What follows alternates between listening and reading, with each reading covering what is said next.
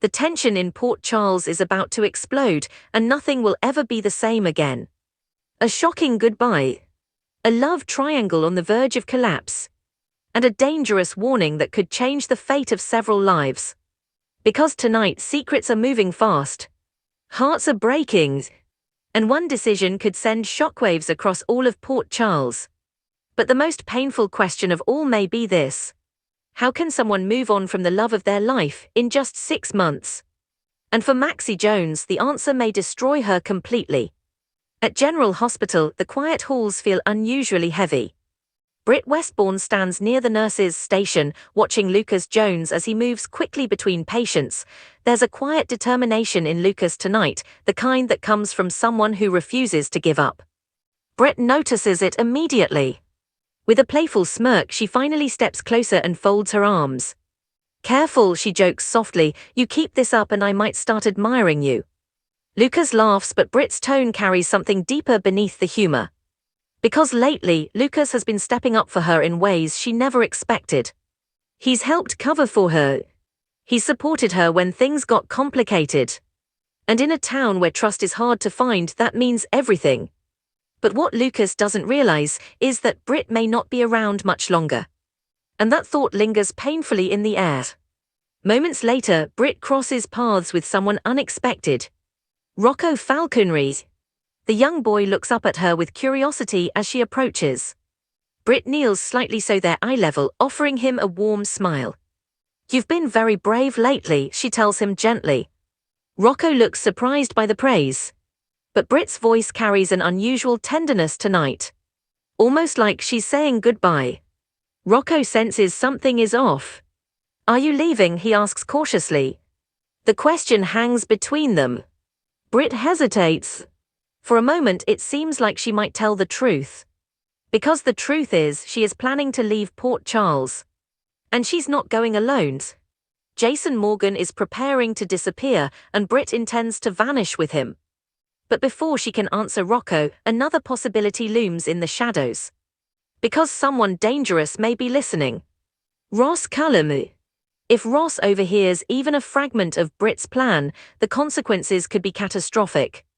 Because Ross isn't the kind of man who ignores valuable information. And learning that Jason Morgan is about to flee Port Charles. That's the kind of secret that could start a war. Meanwhile, Britt's escape plan depends on one critical piece. Medication. Without it, her condition could spiral out of control. And the only person who might help her get it is Marco Rios. Marco has access to the hospital's pharmaceutical supply. But helping Britt would mean breaking serious rules. And if he's caught, the fallout could be devastating. Not just for Marco but for Britt as well. Because one mistake could expose everything. And Britt can't afford that. Not now. Not when freedom is finally within reach. Across town, another emotional storm is brewing. Inside Alexis Davis's home, Molly Lansing Davis sits on the couch with a tense expression. Christina Corinthos Davis watches her sister carefully. Something is clearly wrong. After a moment of silence, Molly finally exhales. "I fainted today." Christina's eyes widen. Molly explains everything. The sudden dizziness. The terrifying collapse. And the moment Cody Bell rushed to help her. It was caused by her endometriosis. But the incident shook her more than she expected. Especially because Cody witnessed the whole thing. "He totally freaked out," Molly admits awkwardly. "Cody offered to stay with her. To take care of her. But Molly refused. Instead, she insisted he simply take her home. Now she wonders if she made the wrong choice. Christina listens carefully before offering advice. "Don't assume you know what Cody's thinking," she says gently. Because Cody Bell isn't exactly known for handling emotional situations smoothly. He may just be trying to understand what Molly is going through. And rushing to conclusions could only make things worse. Molly nods slowly. But deep down she's still unsure. Because moments like this reveal something powerful. Vulnerability. And vulnerability can change everything in a relationship. Not far away, Cody himself is wrestling with those feelings. At the Metro Court bar, he sits across from Dante Falconry. The conversation begins casually, but Cody quickly gets serious. "Let me ask you something," he says. "How did you know Lulu Spencer was the one?" Dante pauses. The question clearly catches him off guard. Because Lulu was once the love of his life. But that chapter is complicated now. Dante takes a slow breath. "Sometimes you just know," he says carefully. But then he adds something unexpected. "People change. Life changes. And love doesn't always follow the path we expect." He reminds Cody of something important. He and Lulu have both moved on.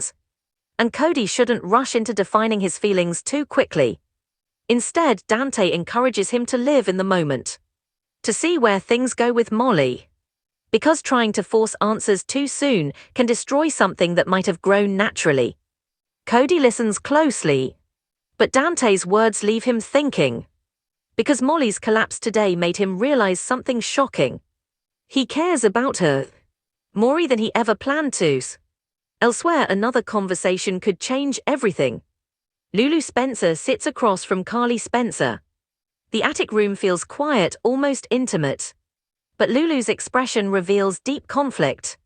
She begins explaining the situation with Nathan and Maxie. Everything is tangled. Emotions, history, and the shocking reality of Nathan's return. Then Lulu reveals something surprising. Tracy Quartermain pushed her to follow her heart. Carly raises an eyebrow. "So what are you going to do?" Carly asks. "Listen to Tracy or end things with Nathan." Lulu sighs. "That's the problem. She doesn't know." She turns the question back to Carly. "What would you do?" But Carly shakes her head gently. "This isn't my decision," she says. Because Lulu is the only one who can decide what her heart truly wants. And that choice could change several lives. But the most emotional confrontation of the night is about to unfold. Maxie Jones stands face to face with Nathan West. Tears fill her eyes. Pain radiates from every word she speaks. "I don't understand," she says. "How could you move on in 6 months?" For Maxie, Nathan's return should have been a miracle. Instead, it's become heartbreak. Because somehow Nathan fell for Lulu. Nathan tries to explain. To him, 6 months never happened. He insists that when he woke up, he believed Maxie was still his wife. He believed their child was about to be born. In his mind, no time had passed. But Maxie struggles to accept that explanation. Because if their love was truly that strong, how could Nathan fall for someone else? Especially while Maxie lay helpless in a coma. Nathan's voice softens. He admits something painful. When he saw Damian Spinelli caring for Maxie. When he realized how much her life had changed. He felt completely lost. Like he no longer belonged in the world he remembered. And Lulu became his lifeline. Someone who understood his confusion. Someone who helped him survive. But those words may not comfort Maxie. Because love triangles rarely end without casualties. And tonight, hearts are already breaking. But just when things seem tense enough, another dangerous meeting begins. And this one could reshape the balance of power in Port Charles. In Carly Spencer's attic, Jason Morgan arrives unexpectedly. But he isn't there to see Carly. He's there for Valentin Cassadine. And the conversation they're about to have is anything but friendly. Jason Morgan doesn't waste time with small talk. The moment he steps into Carly Spencer's attic, the air instantly feels colder. Valentin Cassadine looks up slowly, studying Jason's expression. And what he sees there isn't friendly. It's serious, focused, dangerous. Jason closes the door behind him. For a moment, neither man speaks. But tension crackles between them like electricity. Because when Jason Morgan shows up unannounced, it's never casual. And Valentin knows that. Jason steps forward. "I came to talk," he says calmly. Valentin leans back slightly, folding his arms. "About Carly?" he asks. Jason doesn't answer immediately. Instead, he studies Valentin carefully. Because this conversation isn't just about Carly. It's about survival. And about what's about to happen in Port Charles. Jason finally speaks. I'm leaving town for a while. Valentin's eyes narrow. Jason Morgan leaving Port Charles is not something that happens lightly. And when it does, there's always a reason. Why? Valentin asks. Jason hesitates only briefly. Because things are about to get worse. That simple sentence carries enormous weight. Jason has seen the danger building. Enemies moving in the shadows. Power shifting. And if he stays, the fallout could destroy everything. But Jason isn't planning to disappear alone. Britt Westbourne is leaving with him. And their escape plan is already in motion. Valentin absorbs the information slowly. You're running, Valentin says quietly. Jason shakes his head. No, this is strategy. Because sometimes the smartest move isn't to stay and fight. Sometimes it's to step away before the war begins. But Jason didn't come here just to explain himself. He came with an offer. And possibly a warning. You should come with us, Jason says. Valentin blinks. For the first time in the conversation, genuine surprise crosses his face. Jason Morgan is offering him an escape route. A chance to vanish. To leave Port Charles behind before things explode. For someone like Valentin Cassadine, that kind of opportunity doesn't come often. Jason explains. The two of them could disappear. New identities. New lives. No enemies hunting them. It would be the cleanest exit Valentin could ever hope for. For a moment, Valentin actually considers it. Because deep down, he knows Jason isn't exaggerating. Danger is coming. And when danger arrives in Port Charles, it rarely plays fair. But Valentin slowly shakes his head. No. Jason's expression hardens slightly. Valentin continues. I'm not leaving Carly. The words are simple. But the meaning behind them is powerful. Carly Spencer has too many enemies. Too many threats. And if Jason disappears, someone needs to protect her. Valentin isn't about to abandon her. Not now. Not when the stakes are this high. Jason studies Valentin carefully. He understands loyalty. Probably better than anyone's. But loyalty also comes with consequences. And Jason knows exactly what those consequences could be. So he delivers the message he came to give. A warning. Cold. Direct. Unmistakable. Jason's voice lowers. If anything happens to Carly. He pauses. There won't be anywhere on this planet you can hide. The words hang in the air like a loaded weapon. Valentin doesn't respond immediately. Because he knows Jason Morgan never makes empty threats. If Carly gets hurt, Jason will make someone pay. And there will be no escape. For several seconds, silence fills the attic. Two powerful men. Two different loyalties. Two different choices. But both fully aware that Port Charles is standing on the edge of something dangerous. Jason finally turns toward the door. The conversation is over. But the tension he leaves behind lingers long after he's gone. Meanwhile, across town, another emotional storm continues to unfold. Maxie Jones can barely hold herself together. Standing across from Nathan West, she looks like someone whose entire world has been turned upside down. Tears stream down her face. Because the man she loved, the man she thought she lost forever, has somehow become a stranger. And that reality hurts more than anything. Nathan watches her carefully. He can see the pain, the confusion, the heartbreak, and part of him wishes he could fix it. But the truth isn't simple. Not anymore. Maxie shakes her head slowly. I waited for you, she says. Her voice cracks. I loved you. And somehow you just moved on. Those words cut deeper than any accusation. Because Maxie isn't just angry. She's devastated. Nathan takes a careful breath. He knows he has to explain. Even if the explanation sounds impossible. When I woke up, Nathan says quietly, I didn't think 7 years had passed. In his mind, time had frozen. The last thing he remembered was his life with Maxie. Their marriage. Their future. Their baby on the way. But when he opened his eyes, everything was different. And the world he remembered was gone. Nathan explains how disoriented he felt. Lost. Disconnected. Like he had been dropped into someone else's life. And during that confusion, Lulu Spencer was there. She listened. She understood. She helped him find his footing in a world that suddenly made no sense. Slowly, unexpectedly, their connection grew. Maxie struggles to process his words. Because from her perspective, the story feels impossible. How could you fall in love with someone else, she asks quietly, if our love meant everything? Nathan hesitates. Because the truth is complicated. He didn't stop loving Maxie.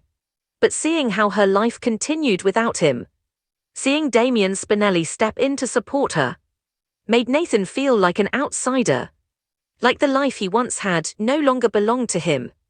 And in that loneliness, he reached for the person who was there. Lulu. But even as Nathan speaks, Maxie's heartbreak only deepens. Because explanations don't erase pain. And love triangles rarely resolve themselves easily. Especially when old feelings refuse to disappear. Not far away, Lulu Spencer is also facing the weight of her decision. Her conversation with Carly Spencer continues quietly. Lulu stares out the window, lost in thought. Tracy told me to follow my heart, Lulu admits. Carly raises an eyebrow. That sounds like Tracy, she says with a small smile. But Lulu's expression remains serious. Because following her heart may hurt someone she cares about deeply. Nathan. Or Maxie. Possibly both. Carly studies Lulu carefully. You already know what you want, Carly says gently. You're just afraid to admit it. Lulu sighs. Maybe Carly is right. Maybe the answer has been there all along. But making that choice means accepting the consequences. And in Port Charles, consequences rarely stay quiet for long. Meanwhile, another piece of the puzzle is quietly moving forward. Britt Westbourne stands alone in the hospital corridor. Her mind races. Everything is happening faster now. The escape plan. The medication. The risk. If even one detail goes wrong, everything could collapse. Marco Rios still needs to secure the medication she requires. Without it, leaving town would be dangerous. Possibly fatal. But if Marco gets caught stealing hospital supplies, the consequences could destroy his career and expose Britt's entire plan. Britt closes her eyes briefly. This is the price of freedom. Risk, sacrifice, uncertainty. But despite the fear, she knows she's made her choice. She's leaving Port Charles with Jason Morgan. And once they go, they may never come back. As the night deepens across Port Charles, every character stands at a crossroads. Jason prepares for a disappearance that could change everything. Valentin chooses loyalty over safety. Maxie faces a heartbreaking truth about the man she loves. Nathan struggles with feelings he can't fully explain. And Lulu may soon make a decision that reshapes several lives at once. But the real question is, when the dust finally settles, who will still be standing? And who will be left picking up the pieces? Because in Port Charles, love, loyalty and betrayal are never simple. And tonight's choices may trigger consequences no one can stop.